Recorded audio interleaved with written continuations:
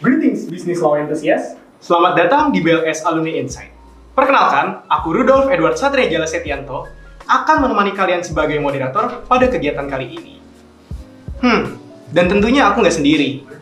Aku ditemani oleh dua orang alumni BLS FHUI yang keren-keren banget nih. Yang pertama, beliau pernah menjabat sebagai Director of Organization BLS FHUI Board of 2017.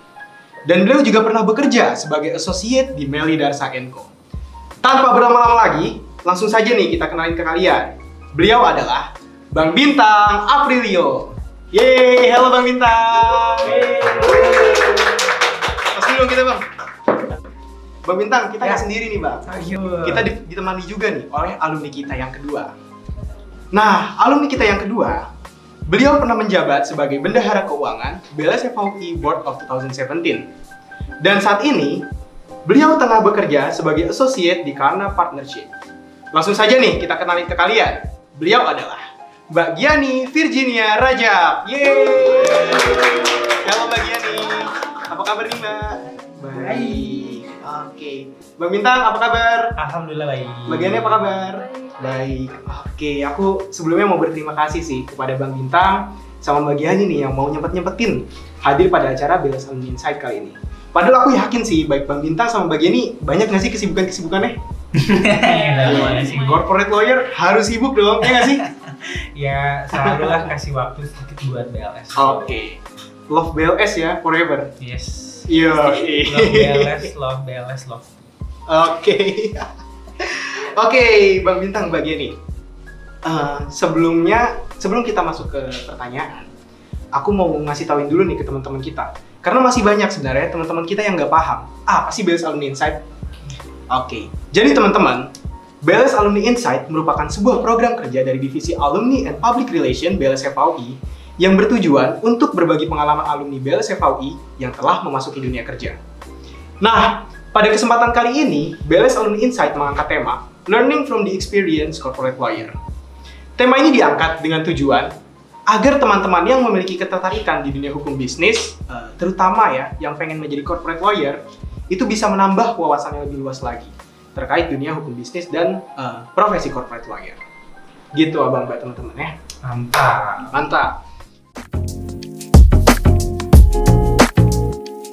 Oke, teman-teman, abang mbak, sebelum kita memasuki tentang dunia kerja nih, kita ngebahas dunia kerja kan berat tuh ya.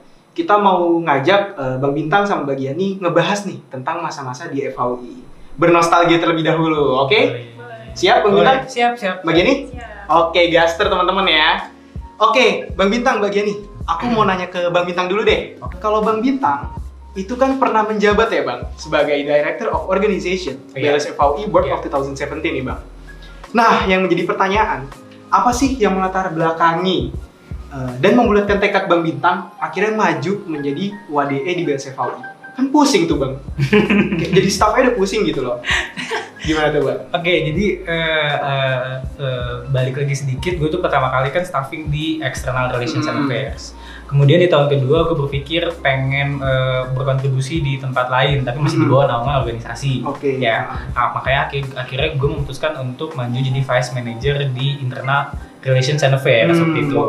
Nah, kemudian gue merasa bahwa gue mendapatkan banyak banget yang namanya masukan-masukan atau enggak customs adat yang ada di BLS FHUI dan gimana sebenarnya senior-senior kita dulu yang mengajarkan kita itu intinya bahwa BLS ini merupakan sebuah keluarga gitu, yang kita mau kerja bareng dan kita mau belajar bareng gitu loh, dan sama-sama kita juga ketawa-tawa bareng gitu. Dan akhirnya gue memutuskan bahwa gue pengen menurunkan hal-hal itu gitu, hal-hal baik yang gue dapatkan selama gue 2 tahun di BLS FHUI, dan akhirnya gue memutuskan untuk jadi Director of Organization for the sake of untuk bisa memberikan dan meneruskan pengalaman-pengalaman yang gue dapatkan di BLS. Oke.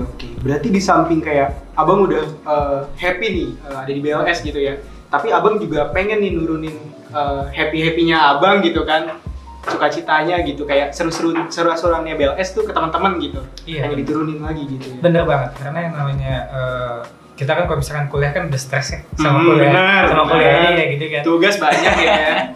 Bener. Terus kayak apalagi di masa pandemi kayak gini dong ya kalian yang namanya sekolah kuliah online gue juga nggak bisa relate tapi karena gue dulu kan offline tapi mudah-mudahan kalian juga jalaninnya baik-baik aja. Cuman kalau yang namanya happiness itu kita harus yang namanya selalu berbagi kan ya. Dan sukacita dan juga duka citanya juga kita selalu tanggung sama-sama di BLS gitu.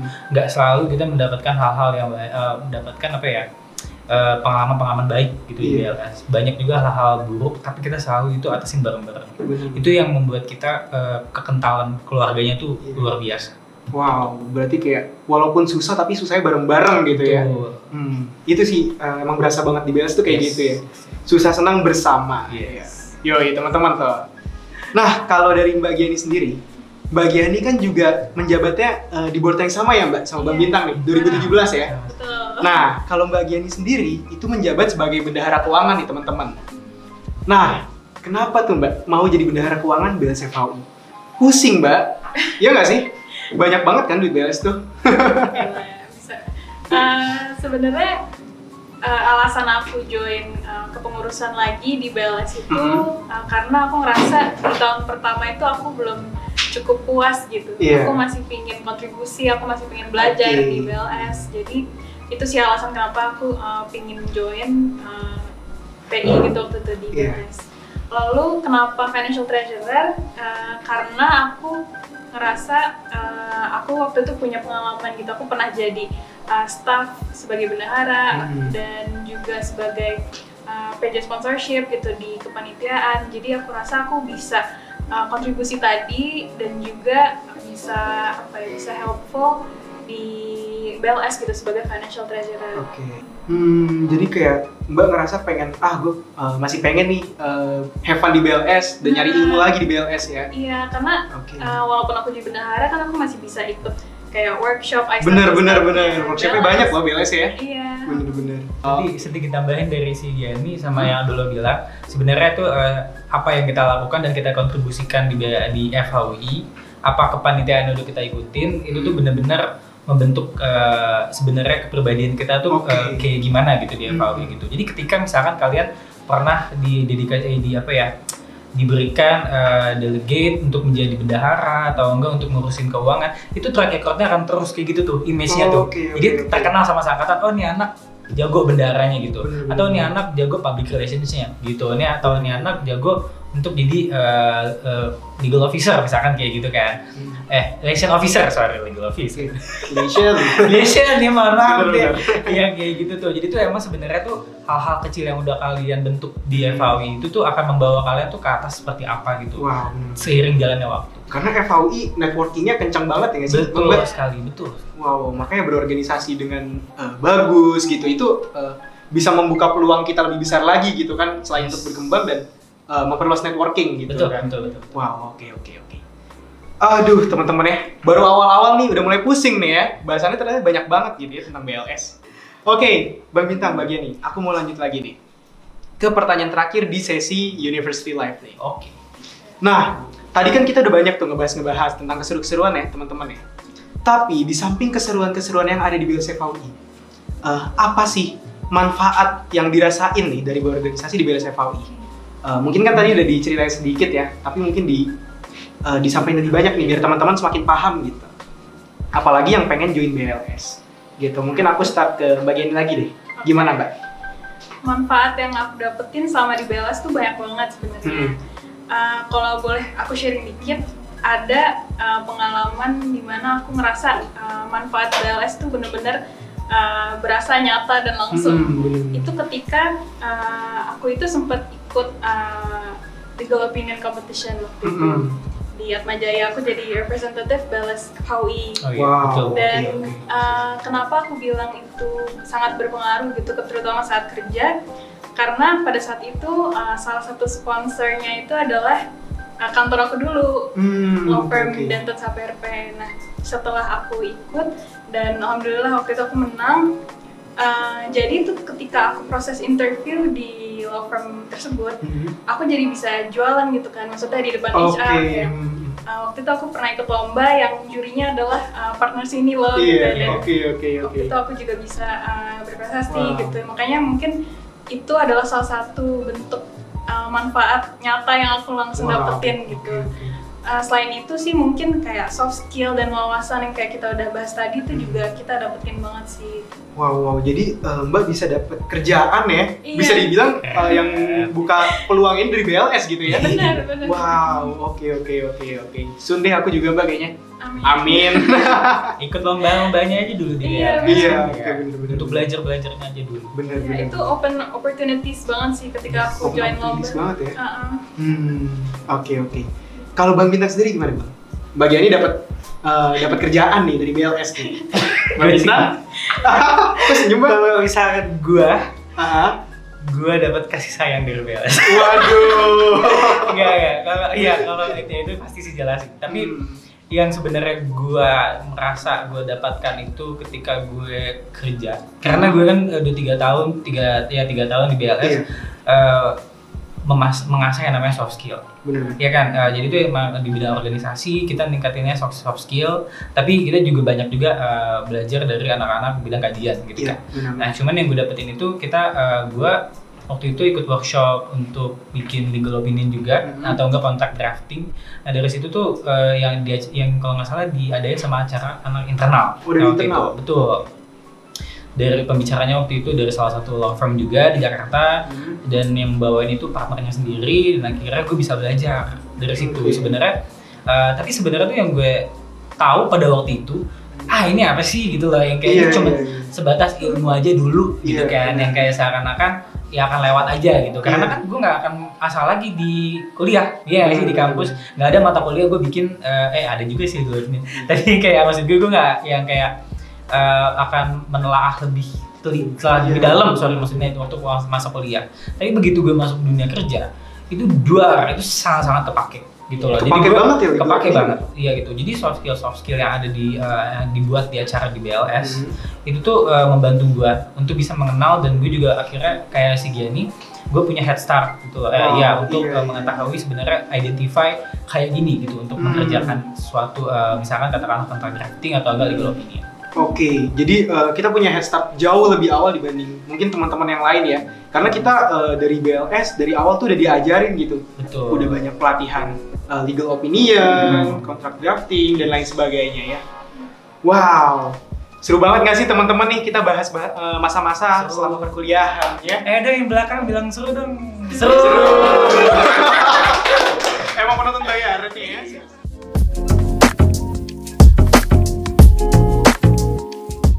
Wah, seru banget nih Abang Mbak ya. Iya. Dari tadi kita udah ngebahas nih tentang masa lalu, yaitu masa-masa bernostalgia di FHUI ya.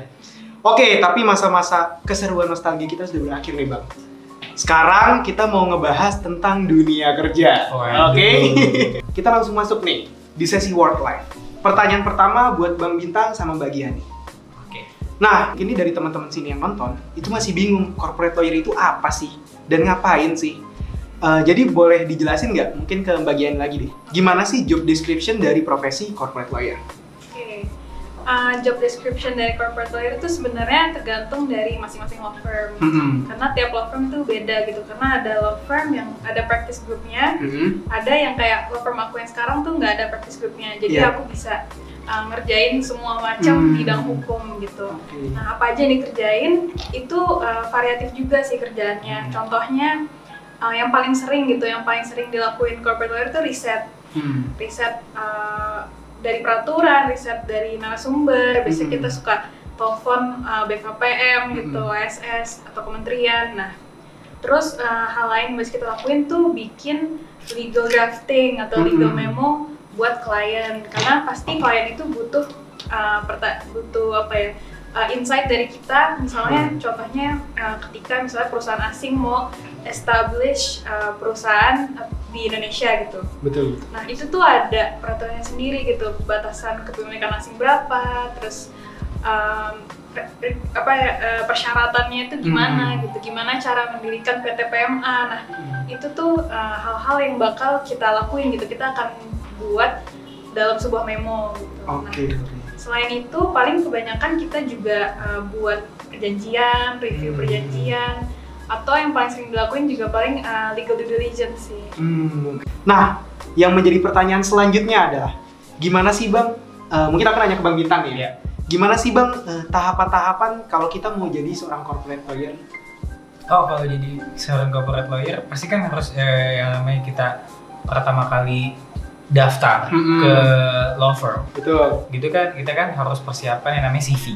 Iya. Ya kan, kita update dulu tuh isi CV, semua pokoknya deskripsi tentang diri kalian sendiri, terus apa aja pengalaman kalian berorganisasi, kepanitiaan ditulis. Ini kalau anak-anak aktif BLS harus tulis kalian aktif ngapain aja di BLS gitu. Even kalian ikut legal bylog gitu kan, namanya internal pun juga kalian tulis gitu. Karena it's a part of the process gitu loh, supaya kalian bisa nanti bawakan ke law firm gitu kan ya. Nah, kemudian dari kalian udah siapin CV, kalian submit tuh CV tuh lewat email. Dia nanti akan ditelepon oleh law firmnya untuk mengikuti seleksi-seleksi. Yang pertama itu tuh biasanya itu tes tertulis. Tes tertulisnya ini bisa tentang seputar hukum gitu ya. Seputar hukumnya ini tuh basically karena kalian fresh graduate, itu tuh akan banyak di perjanjian, akan banyak di UU-PT. Itu tuh yang paling mendasar. Dan yang terakhir mungkin ini tesnya ini tergantung kekhususan atau enggak spesialisasi dari law firm kalian. Gitu loh. Kalau misalkan dia spesialisasinya M&A gitu kan, kalian harus benar-benar belajar dari misalkan UU-PT gitu. UU-PT-nya khusus mengenai katakanlah merger atau akuisisinya gitu. Atau kalau misalkan dia ini di bidang fintech law firm-nya, kalian juga harus menguasai peraturan-peraturan di bidang fintech. Nah, itu tuh yang kalian harus pelajarin. Setelah tes tertulis, itu kalian biasanya dapat konfirmasi untuk lolos lewat email. Dia nanti akan ditelepon oleh law firm-nya untuk mengikuti seleksi-seleksi. Yang pertama itu tuh biasanya itu tes tertulis. Tes tertulisnya ini bisa tentang seputar hukum gitu ya. Seputar hukumnya ini tuh basically karena kalian fresh graduate, itu tuh akan banyak di perjanjian, akan banyak di UU-PT.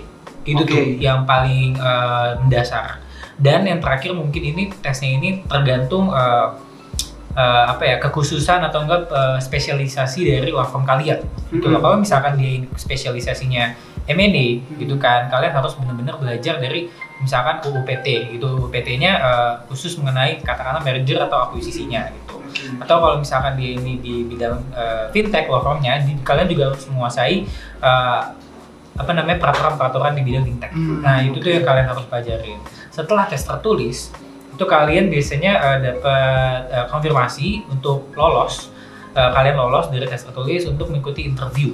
Nah, biasanya ini interviewnya ini macam-macam juga, law firm beda-beda. Ada biasanya dikasih layer. Ya, biasanya ini kadang-kadang yang ada yang interviewnya itu dari senior associate-nya atau enggak dari associate-nya ataupun langsung ke partner.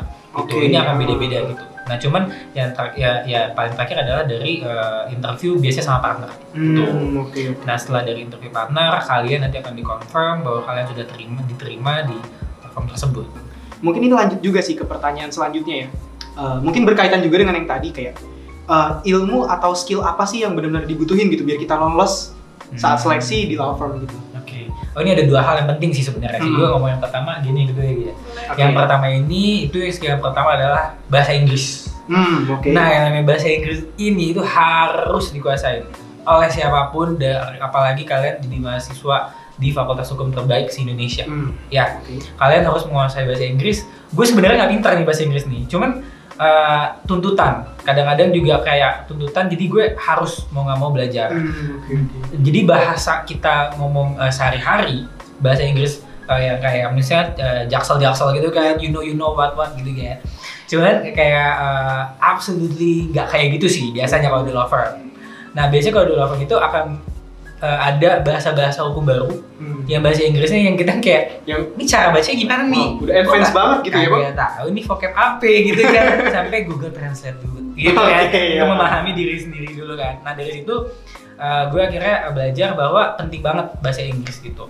Kalian salah nggak apa-apa gitu. Yang namanya yang penting kalian belajar dari kesalahan kalian gitu loh. Jangan pernah takut untuk salah. Itu sih yang pertama, jadi bahasa Inggris.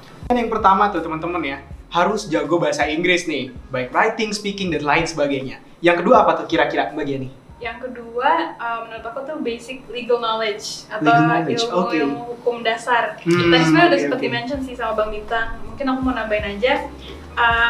Itu contohnya tuh kayak syarat sah perjanjian, jenis-jenis perjanjian, dan pokoknya hal-hal yang perlu dipelajarin dari KUH Perdata. Itu penting banget. Terus tadi UPT kan tadi udah jelasin. Mungkin teknisnya juga kita perlu tahu. Misalnya tata cara akuisisi itu gimana, persyaratannya gimana, tadi juga pendirian PT PMA itu gimana.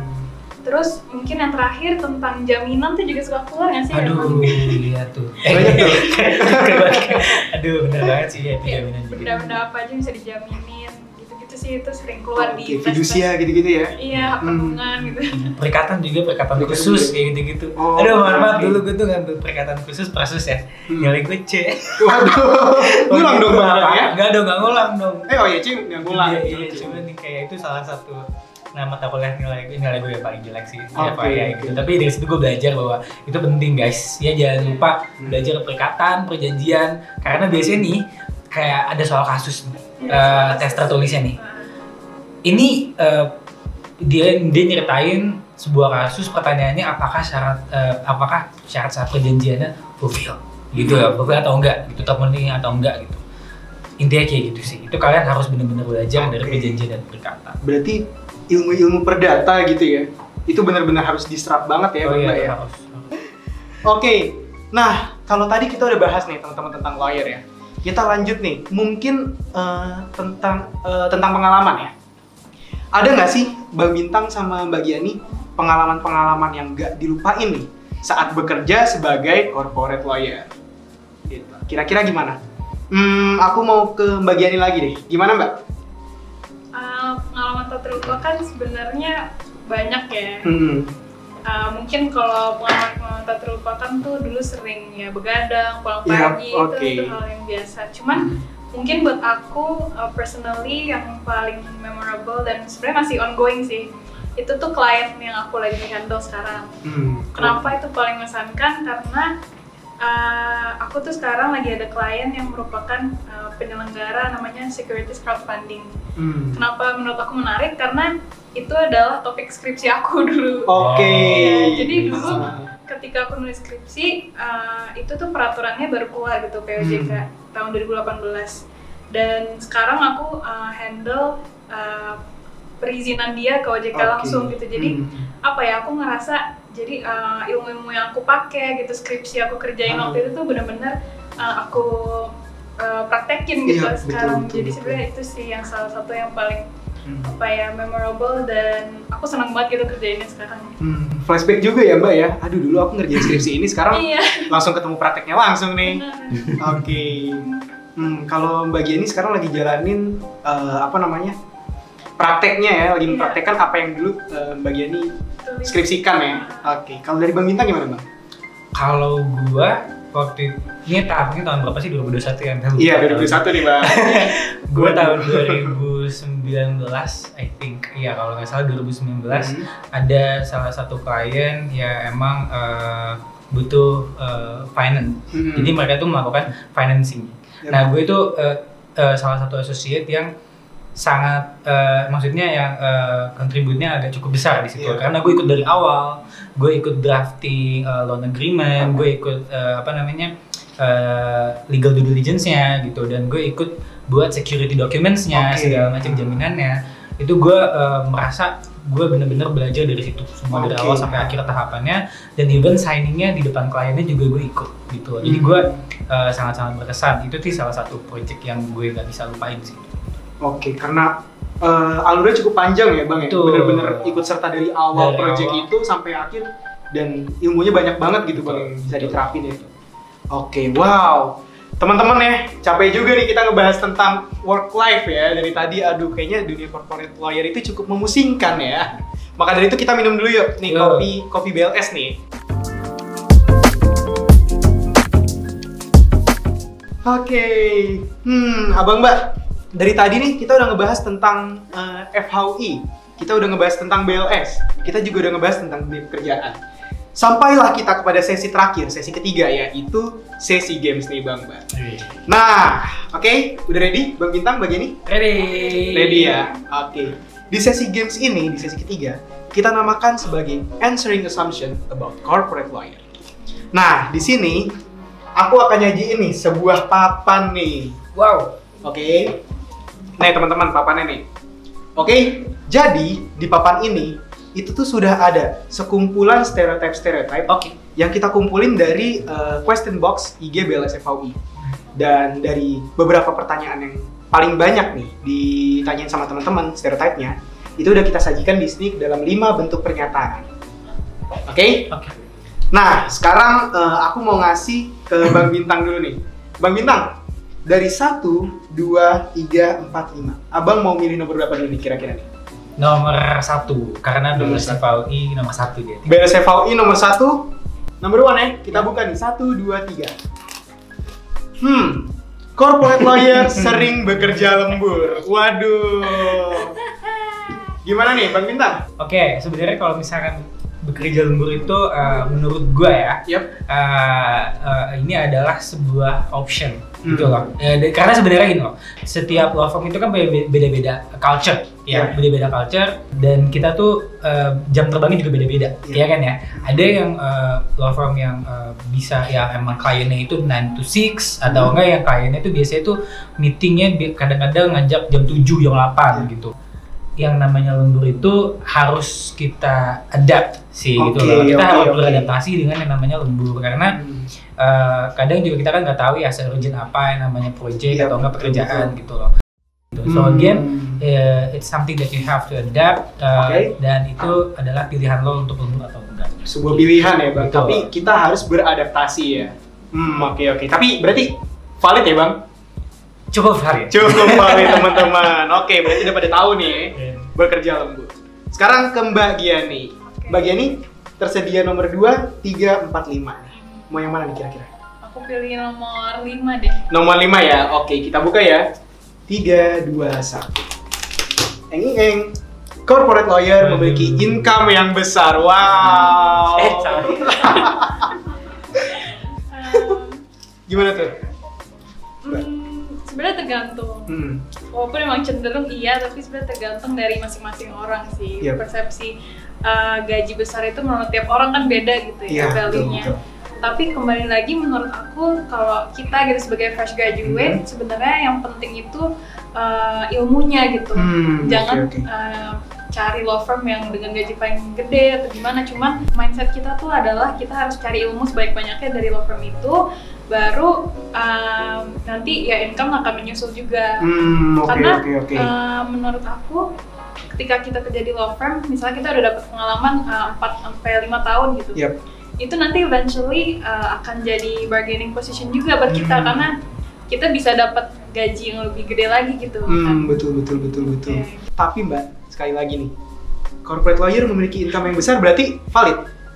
Cukup valid. Pakai cukup soalnya takut. 1, 2 berarti udah valid ya. Kita lanjut nih, kita ke Bang Bintang lagi. Bang Bintang, tersisa nomor 2, 3, dan 4 nih Bang. Lu maunya yang mana? Oke, mungkin kita ke nomor 4 dulu nih. Boleh. Oke ya, kita buka yang nomor 4 ya. 1, 4 tuh angka siang. Coba kita lihat aja. kita buka ya? 1, 2, 3. Corporate lawyer memiliki work-life balance yang buruk. Wow, again, it's a choice guys. Yang namanya work-life itu ya guys. Oke, jadi waktu gue di Meli Darsa, waktu itu Ibu Meli bilang kalau yang namanya work-life itu kalian harus beradaptasi sendiri gitu. Karena kita tuh nggak ada yang tahu kapan kita butuh untuk kerja malam-malam, katakanlah kan yang namanya deadline itu bisa jadi jam 4 sore, jam 8 malam, atau enggak paginya, atau enggak ya segimana maunya kliennya, katakanlah kayak gitu. Berarti ini nggak valid menurut Bang Bintang, karena mau gimana pun ya kita harus beradaptasi gitu ya. Jangan kita mau semaunya sendiri ya. Kalau kita mau survive. Oke. Next kita lanjut ke Mbak Yani lagi nih Mbak. Tersisa nomor 2 dan nomor 3 nih. Nomor 3 deh boleh. Nomor 3 ya, kita buka ya nomor 3. Waduh, ada sulit. 1, 2, 3. Corporate lawyer cakap berbicara dan ekstrovert. Waduh, betul nggak tuh Mbak? Enggak sih, menurut aku nggak setuju. Karena sebenarnya cakap berbicara itu bisa goes along the way gitu. Kayak contohnya mungkin aku living proof introverted tapi bisa gitu sekarang 2 tahun kerja di law firm. Karena ketika kita bekerja gitu, kita kan ketemu klien, ketemu maksudnya akan banyak diskusi, meeting, nanti along the way itu kita akan bisa mendapatkan skill untuk communication, public speaking itu akan datang dengan sendirinya. Jadi sebenarnya buat teman-teman juga mungkin yang ngerasa takut nih gitu di awal karena ngerasa introvert atau gimana, menurut aku jangan berkecil hati sih, karena along the way bisa kita dapetin skill itu ya. Wow. Berarti kalau aku simpulin ya Mbak, extrovert ini nggak valid ya? Karena baik dari Mbak Giani sendiri atau Bang Bintang juga yang mengakui dirinya sebagai introvert. Bang Bintang, Mbak Giani introvert tapi terbukti nih bisa jadi corporate lawyer ya Bang Mbak. Tapi kalau cakap berbicaranya wajib ya, memang bisa dilatih lah gitu ya. Betul. Siap. Karena nanggung nih kayaknya ya Bang Bintang, Mbak Giani, kira-kira kita mau buka yang terakhir juga nggak? Boleh. Stereotype terakhir nih Bang Mbak. Corporate lawyer selalu memakai jas ke tempat kerja. Wow, kita kan dari film-film ya nontonnya nih. Bener nggak nih kira-kira nih pakai jas ke tempat kerja setiap hari? Iya nih. Silakan Mbak. Tidak valid. Tidak valid teman-teman. Tapi kalau in terms of harus berpakaian rapi tiap hari itu. Business casual Mbak. Business casual. Biasanya sih pakai jas itu ketika mau ketemu klien sih. Oke. Tergantung situasi dan kondisi masing-masing ya. Oke ya Bang Mbak, teman-teman, berakhir sudah nih. Stereotip kita nih udah dijawab nih sama Mbak Giani sama Bang Bintang juga nih. Berarti tadi sebagian ada yang valid, ada juga yang nggak valid ya Bang Mbak? Betul. Terjawab semua guys. Terjawab semua ya. Dari semua sesi tadi, kita kan udah banyak banget nih ngebahas dari sesi University Life tentang di FAUI. Kita juga ngomongin working life, tentang corporate lawyer juga, tahapan-tahapannya, dan sampai terakhir kita ngejawabin stereotype dari teman-teman ya. Nah, mungkin sebagai penutup, ada nggak sih pesan-pesan gitu yang mau disampaikan buat teman-teman nih mahasiswa hukum yang bercita-cita untuk menjadi seorang corporate lawyer? Dari gue, pesan-pesan untuk teman-teman semua mahasiswa di FAUI yang masih kuliah, ikut BLS. Sekali lagi promosi. Jadi pertama yang namanya BLS memang di BLS tuh bener-bener yang namanya belajar mengenai hukum bisnis itu tuh sangat intens gitu. Gue dulu tuh nggak sempet banyak ikut di bidang-bidang acaranya kajian gitu. Gue tuh dulu tuh jarang ikut legal discussion ya, anak-anak kajian bikin atau enggak workshopnya gitu karena terlalu fokus di bidang organisasi. Nah ini terkhusus anak-anak BLS ya, apalagi yang di bidang organisasi, kalian juga harus belajar mengenai hal-hal yang ada di kajian gitu loh. Apapun itu kalian ikutin salah satunya, gue yakin itu akan jadi bekal buat kalian nanti buat belajar nanti ke depannya gitu loh. Jadi itu lah, jadi pesan dari gue. Jadi ikutin rangkaian acara di BLS supaya kalian mendapatkan bekal supaya jadi gimana kelihatannya itu jadi corporate lawyer. Itu dari gue. Kalau dari bagian nih? Closing statement dari aku mungkin buat teman-teman yang pengen jadi corporate lawyer, tadi kita sebenarnya udah jelasin juga ya. Mungkin kita harus fulfill the traits yang orang yang corporate lawyer itu cari gitu. Mungkin yang pertama kan tadi corporate lawyer itu biasanya nyari sarjana hukum yang bisa jago bahasa Inggris. Betul. English for lawyers gitu. Jadi harus bisa menguasai. Nah, yang kedua tadi si basic legal knowledge atau ilmu hukum dasar yang perlu dikuasai gitu oleh fresh graduates. Terus yang ketiga aku setuju sih sama Bang Bintang, bisa aktif di BLS. Dengan join BLS gitu, aku personally ngerasain ketika aku ikut workshopnya, trainingnya itu benar-benar kepake banget gitu sampai aku sekarang kerja. Itu sih menurut aku. Oke, Bang Bintang, Mbak Giani, thank you so much ya udah mau datang pada acara kita BLS Alumni Insight. Semoga nih ya dari video ini kita bisa banyak belajar dan bisa bermanfaat nih, terutama buat teman-teman yang lagi bercita-cita menjadi seorang corporate lawyer. Nah, buat teman-teman terima kasih juga karena sudah menonton video ini. Semoga bermanfaat dan jangan lupa untuk like, share, and subscribe YouTube channel BLS FAUI. Aku pamit. Bintang pamit. Kaget gue. Ya, ini begini ya. Oke. Jangan lupa follow juga Instagram gue ada di sini guys. Oke. Nanti masukin ya guys ya. Oke, Instagram Bang Bintang, Instagram bagian. Betul. Oke, thank you so much teman-teman semua. Bye bye. Dadah.